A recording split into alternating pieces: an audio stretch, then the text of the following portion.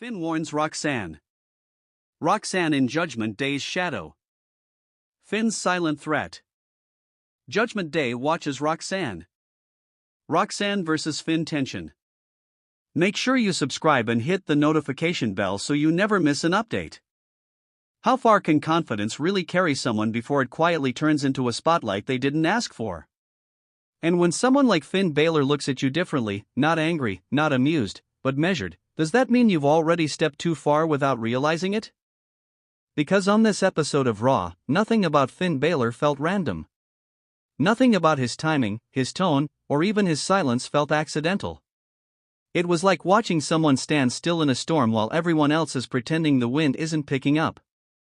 And Roxanne Perez walked right into it like she didn't feel the temperature drop. She comes in the way she always does, full of fire, full of belief, that kind of energy where you can tell she's not asking for permission from anyone in that locker room. She walks like someone who grew up hearing "you're too small" and decided to turn it into fuel instead of fear. And the crowd responds to that, because fans love a fighter, until the fighter runs into something that doesn't react like a normal opponent. Because Finn Bálor is not reacting like a normal opponent. He's observing. And that's the part that makes everything feel slightly uncomfortable. At first, it's easy to miss. A glance that lingers a second too long. A small smile that doesn't carry warmth.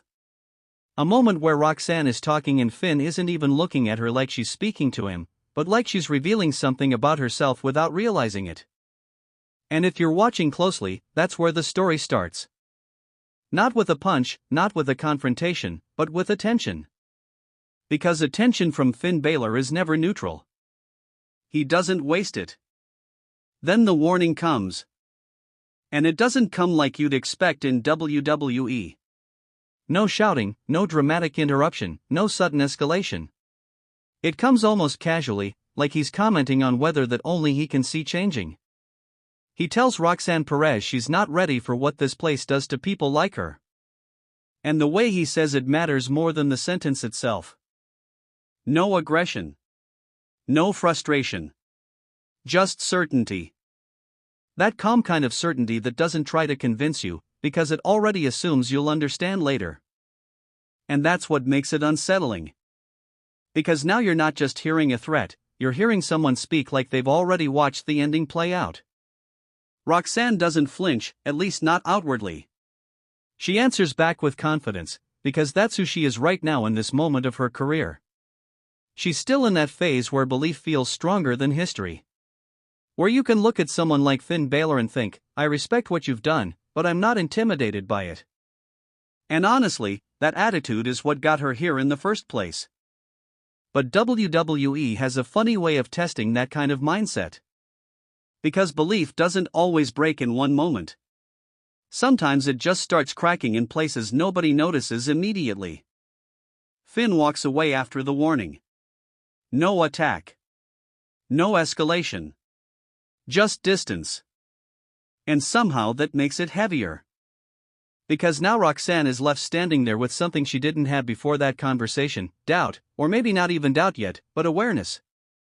The kind of awareness where you start replaying words in your head and wondering if there was something inside them you missed the first time. And fans notice it too, because WWE audiences are basically part detective, part therapist, part chaos enjoyer. Online reactions start forming immediately. Finn didn't threaten her, he studied her. That wasn't a warning, that was analysis. Roxanne just got mentally checked by Judgment Day. And the funny part is, nobody is saying it with certainty. It's all questions, theories, interpretations. Because that's what Finn Bálor's current presence creates. He doesn't give you a clear villain moment. He gives you something worse, ambiguity. Backstage, things don't calm down either. Roxanne keeps moving, keeps talking, keeps doing what she always does, but there's a slight shift now. Not fear, not hesitation, but a new kind of focus. Like someone who just realized the room is bigger than they thought, and there might be things moving in it they hadn't accounted for before. And Judgment Day doesn't rush anything.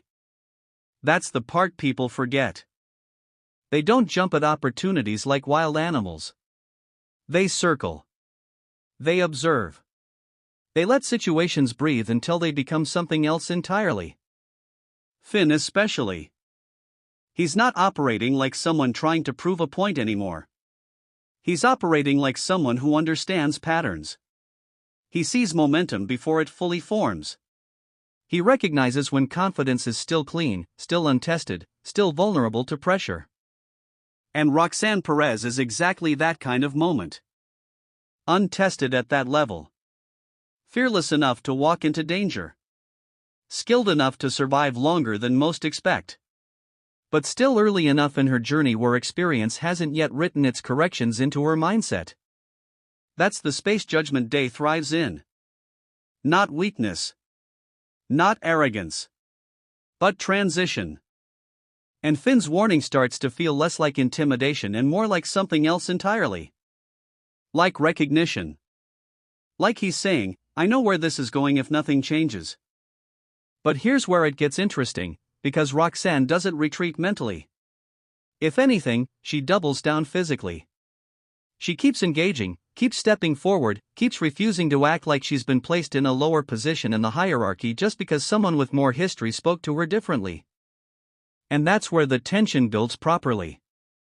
Because now it's not just a verbal exchange. It's a philosophical collision. One side believes experience defines outcomes. The other believes willpower can rewrite them. And somewhere in the middle, Judgment Day is watching quietly, because this is exactly the kind of situation they understand best. Not chaos. Potential. Finn's presence becomes more frequent in subtle ways. Not always direct confrontations. Sometimes just being nearby. Sometimes just watching from angles that don't look obvious unless you're paying attention. And that's what makes it feel more psychological than physical. Because Roxanne isn't being attacked. She's being observed like a decision that hasn't been finalized yet. And fans are starting to feel that tension too. Every time she appears on screen, every time Judgment Day is mentioned, there's this underlying question hanging in the air: when does observation become involvement? When does a warning become a process? And more importantly, when does someone realize they're already inside something they thought they were just approaching? Because Finn Bálor doesn't operate like a man who needs immediate results. He operates like someone who understands long games. And Judgment Day as a whole reflects that mindset now. They don't just break opponents, they reshape narratives around them. So the real question starts shifting. Is Finn trying to push Roxanne away from something dangerous? Or is he quietly steering her towards something she doesn't yet understand? Because both interpretations make sense in different ways, and WWE storytelling rarely gives you clarity too early when something like this is unfolding. Meanwhile, Roxanne keeps that same energy publicly. Interviews, interactions, in-ring presence, all of it still sharp, still confident. But if you look closely, there's a slight recalibration happening. Not a loss of confidence, but a change in how she processes the environment around her.